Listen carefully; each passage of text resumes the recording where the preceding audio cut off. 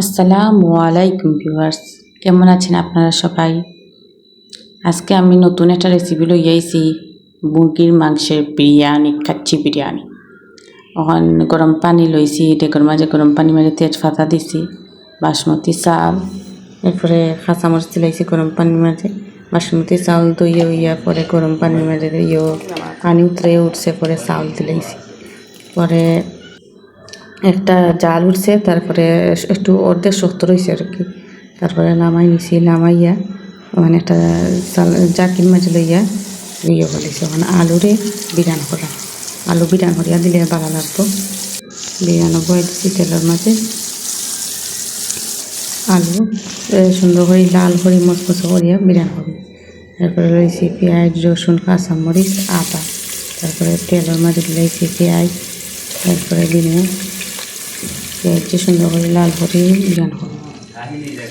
তারপরে দিলাম টমেটো দিয়া দিলাম রসুন আর আদার পেস্ট। তারপরে দিমু টক দই।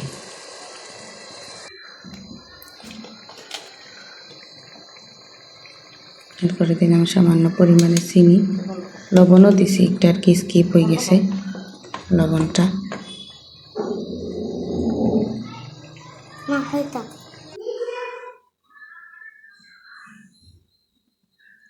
দিলাম জিরা, বাহর, ধনিয়া, পাঁচফোড়ন, বিরিয়ানি মশলা একটা একটা করে দিলাম। আপনারা যার যে পরিমাণ মতো দিবা, যে বেশি মশলা যার ভালো লাগে খাইতে তারা খাইবে। আমি 1 কেজি পরিমাণ চাউলর বিরিয়ানি রান্নাম, এর লাগে আমি 1 চামচ করিয়া দিলাম। আমার বিরিয়ানির মশলা অর্ধেক দিছি, শুকনো দিছি না।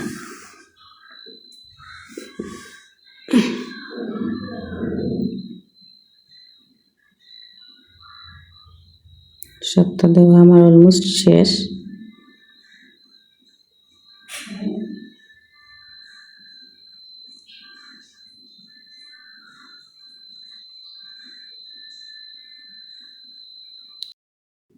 এখানে 2টা মুরগির মাংস, আমি খালি রান্না আর বাড়িটা মুরগির মাংস দিলে দিলাম মশলার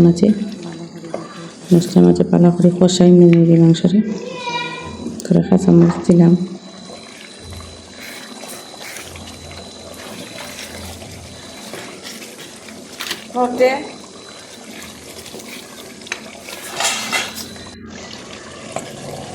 দিলাম ওরা আলু চালি দিলাম, কষাই দিছি পালা করি মুরগির মাংসের পরে দিলাম ওরা আলু চালছি।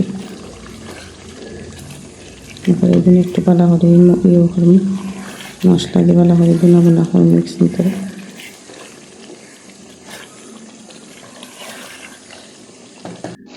আমার তো অনেক ভালো লাগছে বিরিয়ানি রান্ধি। এখন আপনারা দেখুন খাইয়া কিলা লাগে।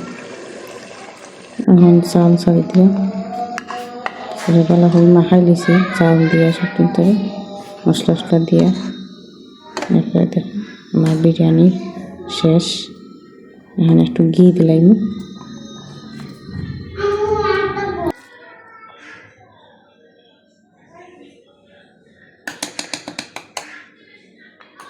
তো শেষ ঘি দিলাইছি। ওখানে শেষ আমার বিরিয়ানি। অত্যন্ত ভালো লাগছে, আপনারা বাসায় ট্রাই করবা, দেখবা কিলা লাগে মুরগির মাংসের বিরিয়ানি।